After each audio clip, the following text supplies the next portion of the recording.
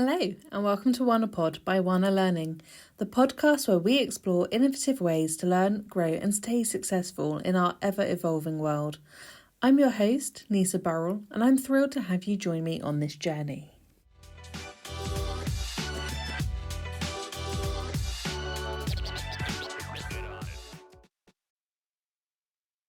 In today's episode, we're talking all about transformation.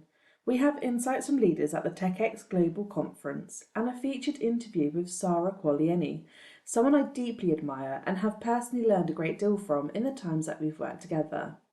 Sarah has extensive experience in translating strategic vision into impactful business transformations that both drive growth and performance, all while holding an executive board position. But what makes Sarah stand out is her approachable style of mentorship, making her both accessible and inspiring for others, a particularly inspiring role model for women in STEM roles. So without further introduction, I am delighted to welcome Sarah.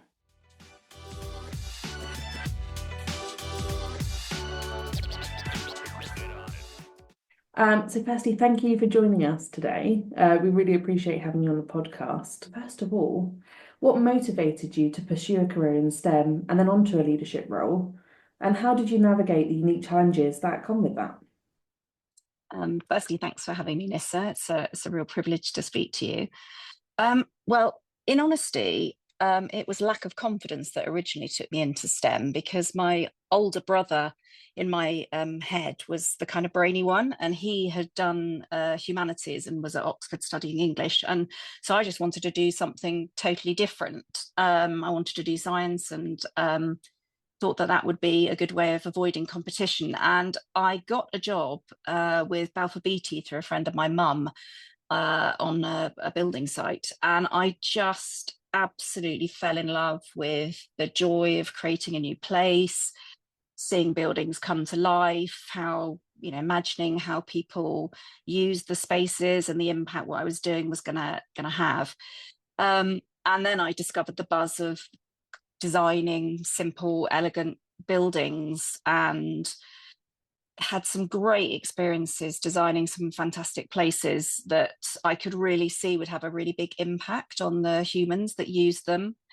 And from there, I got fascinated by the impact that buildings have on the environment, on the future of the planet, and that just feels so important. So I absolutely love the engineering profession. It is a fantastic profession that has such a big impact on people and also on the future of the planet, because buildings use so much of the energy that we need to conserve and generate so much carbon. But I guess the thing that I really love about construction is all the different sorts of people that go towards making a space. I just love connecting with people and hearing their stories and understanding who they are and what's important to them. I still remember a chap that I met while I was on site, Liverpool Street Station redevelopment, who was cutting. He was the person who cut everything that needed cutting on site. And he told me he'd been quite a senior executive for an oil company, and he packed it all in to have a different sort of a life. And I just love the fact that construction is full of fascinating humans. It's really, really interesting to me. And I love that side of it, the diversity that there is within the industry. Moving into leadership was something that kind of happened by accident. People have often said that I come across as quite ambitious, but I've never really thought of myself that way. I kind of have always hated the question, where will you be in 5 years' time? Because I'm like, goodness, I'm not sure I know where I'll be next month, let alone 5 years. But I've just been really fascinated by what makes things hard for people. What is making it hard for people to do all the things that they so clearly want to do? What's making it hard to make our industry better? What's making it hard to innovate? What's making it hard to be more inclusive?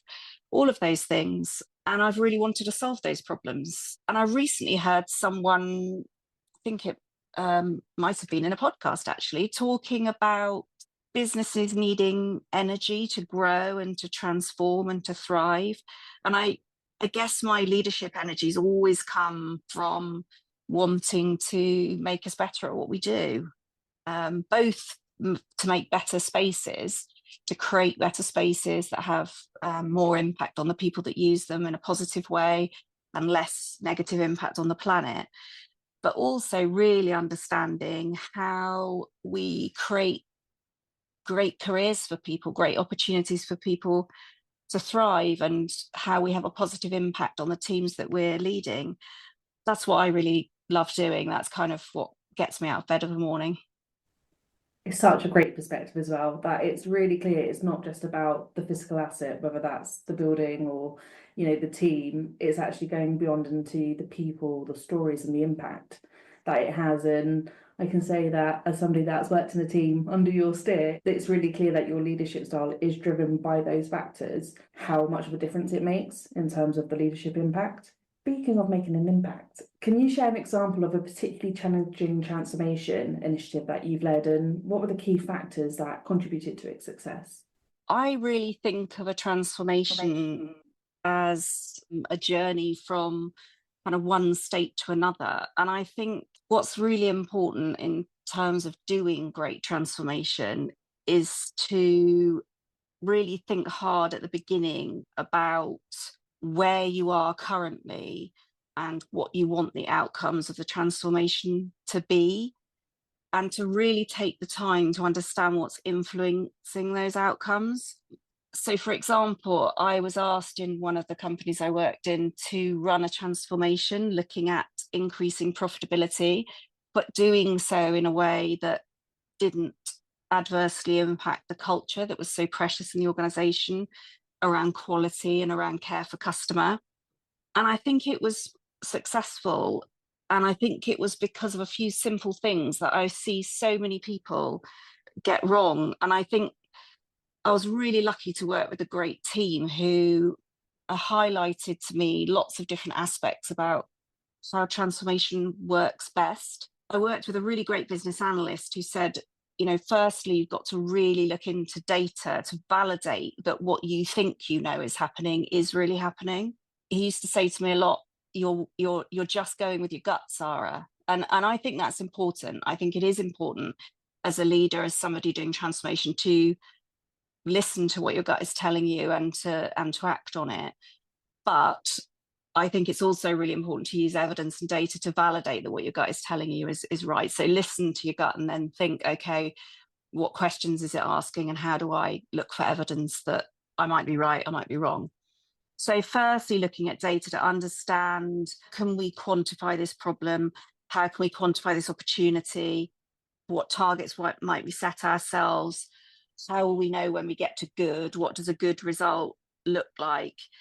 And how are we going to know if any of the things that we have highlighted as potential risks, for example, around culture, around client satisfaction, how will we know whether or not we're impacting those? And that gives you a kind of measurability framework. So it gives you a clear framework of outcomes that are really, really clear, and that you know that whether you've achieved them or not. And that's really, really important in terms of achieving good transformation, because then you've got something to hold up and say, all of these initiatives, all of these outputs that we're going to create, be they new bits of software, training programs, new metrics, all sorts of things. Will those outputs together really achieve the outcomes that we're trying to achieve? And I think once you've kind of established that framework of outcomes, what I did, which really, really helped, was do something called perspective interviews, which was the stakeholder groups who had the most influence on the outcomes. We created a space where they could talk about their perspective, about what they thought was important in achieving those outcomes, and talk to them about whether or not the initiatives, the outputs we were suggesting, would achieve the outcomes we wanted. And that led to a really well thought through, holistic understanding of the sort of initiatives, outputs we would need to create the outcomes, and not create the outcomes we were trying to avoid. And I think that blend of a kind of top-down approach, where you've got some structure, some organization around transformation, combined with a deep understanding of what's going on in the grassroots of a business, really, really helps you generate good transformation. And it really helps you get to a point where everybody is really comfortable that the thing is right. And that helps leaders within the business with their storytelling. It helps people engage with it. If you see that you're not achieving the outcomes, you can course correct, you can do different things. And I think that builds confidence and trust in leadership around transformation, which again is so, so important. You know, people are busy, and transformation takes energy, takes time, takes people's attention away from their clients, their projects, and the organizations I've been working on. And in order to give people confidence to do that, they need to know in really simple, clear terms, where are you trying to get to? And they need to have some trust and faith and confidence that what you're asking them to do will get them there. And so that's a kind of blueprint that I use for most of my transformations because I think it works. Yeah, I think you're spot on. You're really focusing on outcomes, which if we're asking something to change, we need to know what we're changing to.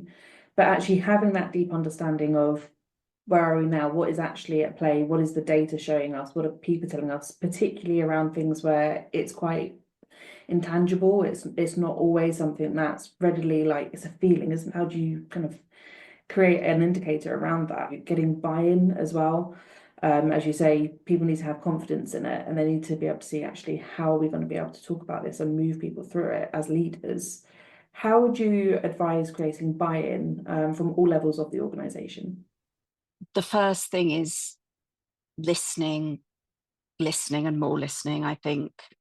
I see often some leaders feel they need to appear as if they know exactly what the answer is or exactly what's going on in their organization. And particularly, I see if leaders have been in an organization a really long time, they start to make assumptions about what's going on in the organization or what will work or what won't work based on their experience of the organization. But because organizations are constantly evolving, constantly changing, people are changing, technology's changing, the market's changing, things are innovating. Actually, you know, just because I was a structural engineering graduate once a very long time ago does not mean that I know what it's like to be a structural engineering graduate in this day and age. Letting go of assumptions and by all means using your experience, but being quite diligent about checking that actually you really do understand from the perspective of the people that you're expecting to change what their experience is really, really important. And crafting a really well thought through piece of communication that is simple and clear and can be repeated. And I think once you have that compelling story grounded in people's real experience, then it is just about testing that with people within your target audiences, gaining confidence that that messaging is working to get the buy-in that you want, really working with particularly the senior leadership teams in concentric circles to make sure that they've had a chance to challenge, explore, unpick what you're talking about, to make peace with it so that as they go out to the circle beyond them in the concentric circles, that they feel that they are aligned with the messaging, that they've made peace with anything that they feel might be challenging or might be challenging to their teams. Leaders do need to speak with authentic voice, and yes, we can give them a central message that, you know, we'd like them to follow, but they really need to think that through and feel comfortable with it and feel that it's right, feel that they believe in the outcomes, feel that they believe that the initiatives will get them there. And then they can speak with more authentic voice and be less scripted. And that really, really is important in terms of bringing teams along. I think the other thing that's really important is making space to talk about how leaders are going to show up when things go wrong. Because buy-in is not just something that happens at the beginning of a project. So often you sort of see this big splash of communication coming from corporate comms, and everyone kind of expects that will be enough to keep everyone on page. But my experience of transformation is that the most important communication for buy-in happens around the times when things go wrong or things aren't quite as people wanted. And it's then when you really want your leaders to be able to step up. And again, you need to go through that process of giving them space to vent about the fact they're very annoyed the thing has gone wrong, talking to them about why it's gone wrong, working in collaboration and having each other's backs. Honesty is important. I don't think any humans could possibly say they've never had anything go wrong. And mostly, if you're honest about the fact that, do you know what, we would have loved the software to do ABC, it just doesn't. So, we're going to have to tackle that together. People will try and work with you. That's my experience of it anyway. So, those are the two things. I think take the time to build a compelling story, give people time to digest it, to challenge it, and make it their own. And then when things go wrong, really work with the teams to help build understanding of why and to work through it together. It's really refreshing to hear how much emphasis you've placed on kind of this idea of ownership, continuous alignment, and realistic planning, because we know that transformation projects are difficult. We know that a lot of them don't succeed, but actually, it's about a continuous journey. It's not something you do at the start. Having worked at board level, what qualities do you believe are the most important skills for effective leaders to bring to the table, particularly around strategic decision making? Wow, that's a really good question. I think curiosity and humility, I think those are two really important attributes. So I've spoken about it a lot as we've gone along, but curiosity about the decisions you're being asked to make. Do you really understand them? Are you speaking from your perspective as, just with your experience and your instinct, or have you really taken the time to explore around the topic that you're making the decision on? Have you spoken to your teams? Are you representing people's views properly and thoughtfully enough? And I think that curiosity to understand how the decisions that are being made in the boardroom impact different parts of the organization is really important. And taking the time to talk to and listen to people from diverse groups from all over the organization, that curiosity is really, really important. And making space for other people's opinions, even if you don't agree with them, being curious about what's driving such a strong view, I think is really important.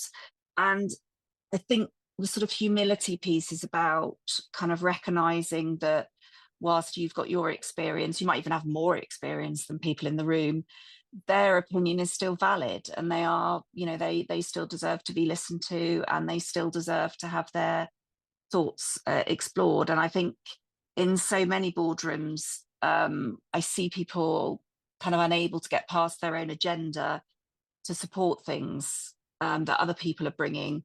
And I think that's such a shame.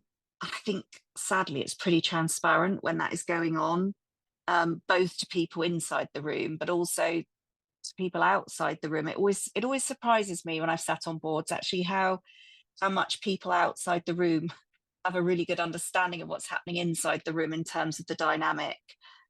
Because humans leak, we leak perceptions of others, we leak frustrations, all the time. So I think curiosity and humility are really important, and a willingness to collaborate.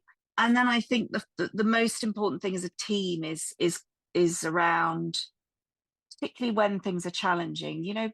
Being a board member can be hard. Sometimes there's difficult decisions that need to be made, and we have to let go of things that are important to us because the greater good needs us to, or because something's happened in the market that means we have to. At those times, calm, collective decision making is really important. Almost no problem in business can't be solved with the right people respecting each other and committing together to make good decisions for the greater good. And calm listening and inclusion of all the voices in the room really, really helps with that. Accepting our own sort of flaws and vulnerabilities as a board, that sometimes we will make mistakes. And as a team, we're going to be accountable for the mistakes. We're all going to be accountable for the mistakes the board makes. And just as we would expect to all be accountable for the successes. And I think recognizing that collective accountability makes for a really good board, because it frees decision making, because people are braver if they feel they're part of a team. Better decisions are made when you've got the diverse group of people working really strongly together, and recognizing that in most situations, a decision is better than no decision. If you're a great board, you're a great team, you can course correct if you've made a wrong decision, but making no decision can be very unsettling for a business and can lead to, you know, postponing things that need to happen, and that can be concerning. Mm. So all those things are really, really important. Teamwork at a board level is just so important. Brilliant to hear you say that, because one of the things I find quite interesting is a lot of leaders that have come from a background where they might be one of the sole directors in a certain field, so it's their decision, what they say goes, and that's the end of the line. It's different when it's in a board because it's that collective. So actually bringing that genuine commitment to that collective is really important. And I've spoken to quite a lot of people now across different sectors and industry about how would they define good leadership and what would that would look like for them. And so many times you're hearing phrases like, the importance of openness, the importance of collaboration, and accountability as well. So hearing that kind of phrase back as something that you recognise as being really key skills to bring into that boardroom, I think is great. And I think a lot of people will be reassured to hear more leaders talking in that way. So looking back at your leadership journey, how has your approach evolved? And what lessons have you learned from leading large-scale transformations? As time's gone on, I think I've become more genuinely interested in people. I realized at a certain point, and actually it was kind of quite an uncomfortable realization, that once you're seen as a leader, the weight of what you say is slightly different. I remember being at an event and I noticed I was having these slightly strange conversations that didn't seem as natural as I would expect. And I was talking to a colleague, and he was like, "Well, that's kind of to be expected. You're quite a senior person, and people are probably a bit uncomfortable about talking to you." And that came as a bit of a shock to me. And I think that's a really big responsibility to have. And what you say really matters. And so I really tried to use that leadership responsibility wisely, and particularly more recently in the work that I've been doing in terms of supporting people from minority groups, because I think creating an inclusive environment is critical to doing anything brilliant in business.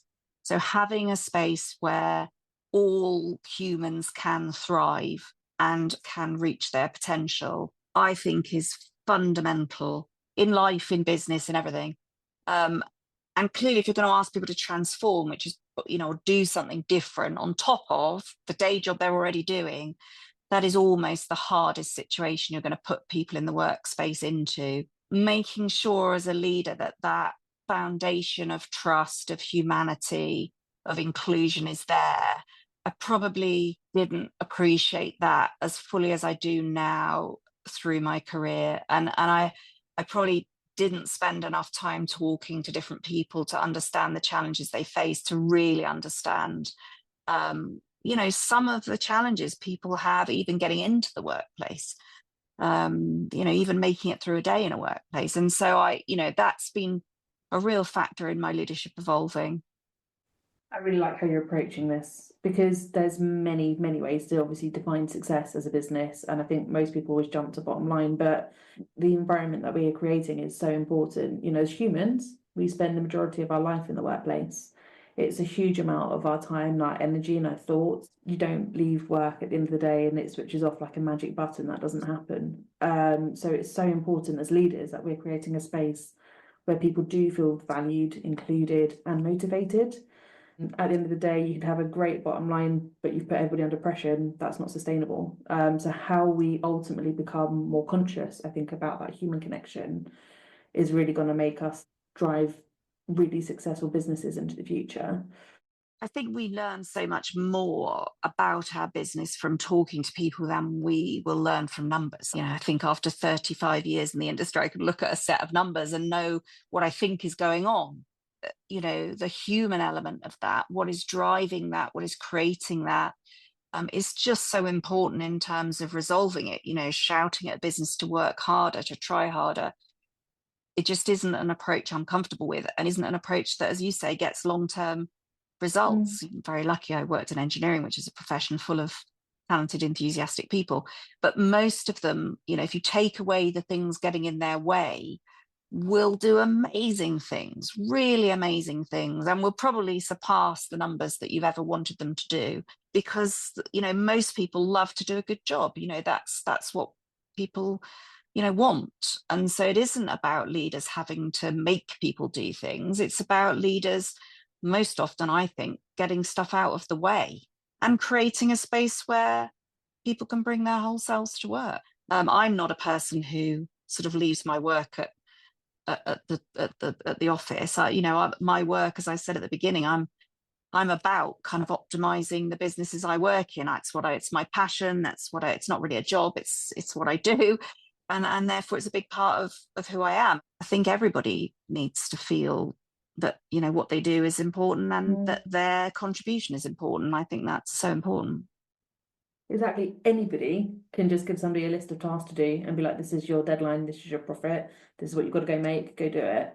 It takes a certain type of person, and that's how I think the definition of leader starts coming into play of how do you actually uplift that person. I think that's where the future is really heading towards. And particularly conversations I've had with young graduates recently, it's definitely what I think the shift in the market of what they're looking for as well.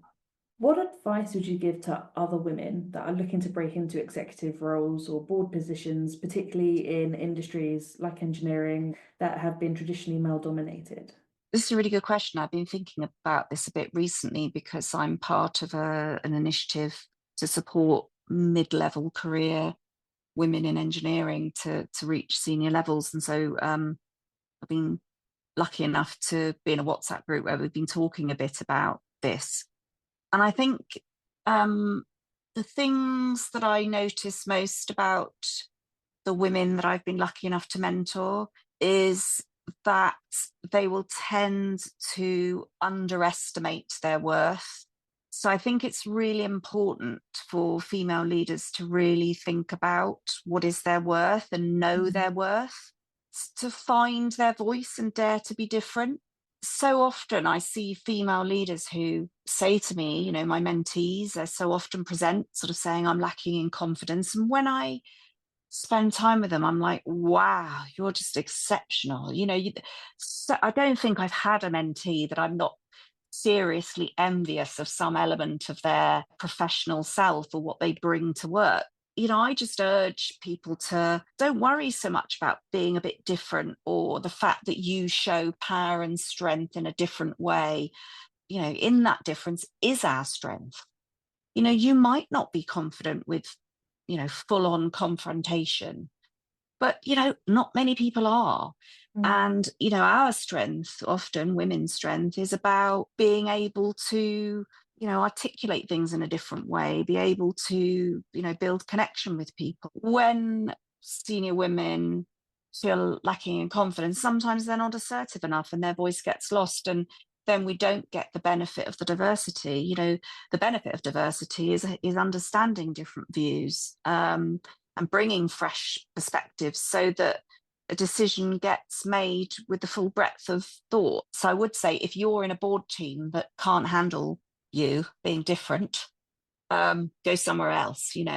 I think we all need to be where we're celebrated, not where we're tolerated. And so I think that's really, really important. And it kind of leads on to my second point, which is, as a senior woman looking to break into a board, kind of look after yourself. It can be really tough being in a high pressure environment, especially one that comes with a kind of fairly cemented pecking order. And if you're a woman and you feel like maybe your voice is new or different and you don't feel confident, that can be very, very draining. And particularly if you don't have role models around you, it's really important to take the time to look after yourself. And one of the things that has worried me as I've got more senior in my career is looking around and seeing so many other senior female leaders suffering with burnout as they juggle caring commitments, pressure of work, and additionally being asked to advocate for women, which is another layer of pressure that senior females often have.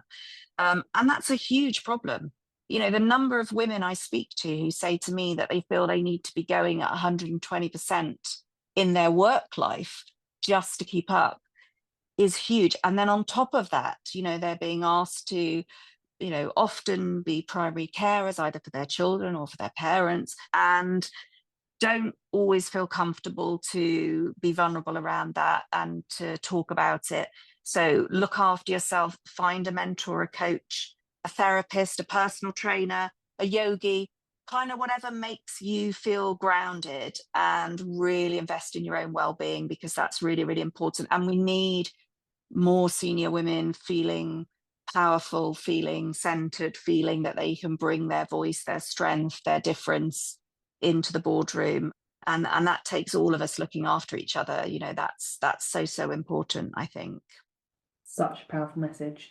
Being able to use your voice, but by embracing what makes you, is just so important. Because I think when you get that, you're going to naturally be able to do that, as you talk about the role modeling piece. That comes with being a senior leader and a woman, particularly because, 50 years ago, that wasn't a thing really. So trying to find this kind of space, but own it and make it yours, or not try and imitate what's been done before or been done by somebody else, I think is really important. But also, as you talk about, your own well-being, if we're going to talk to other people about something being important, we really need to believe it ourselves. And that is quite a large shift, I think, in mindset, particularly for a lot of people. And it's something that takes time and you're not going to be able to magically step into. But the more and more you practice that, like you say, find what helps ground you and keep doing it, I think the better it's going to be. It is a practice to let go of even your own sort of prejudices or kind of stereotypes of what leaders look like. I've had to really work hard at that. I was like, well, leaders are never ill, for example, which is a nutty thought, because, if you've got small children, they're probably biohazards, you're probably going to be ill, So, letting go of the thought that, that's a weakness or a failure or any of those things. Leaders are human. We've got flaws. I've got flaws. I've got things that drive me nutty about myself that I really want to change. And I'm probably going to want to change some of them till the day I retire and I'm not a leader anymore, and that's okay, right? Because leaders are human. And I think the more you openly talk about your own flaws, the more you recognize them and make space for them in the room, the more people feel comfortable to do the same with theirs. And I think is so important at board level. It's important at any level for people to, talk about what's important to them and be themselves. That's so important, every level. Brilliant. I love that to leave us on, actually, as a final thought. So thank you so much for sharing your insights. I know there's going to be a lot of people that are going to take inspiration from what you've shared today. So thank you for joining us. Thanks so much, Nissa. It's been lovely to talk to you.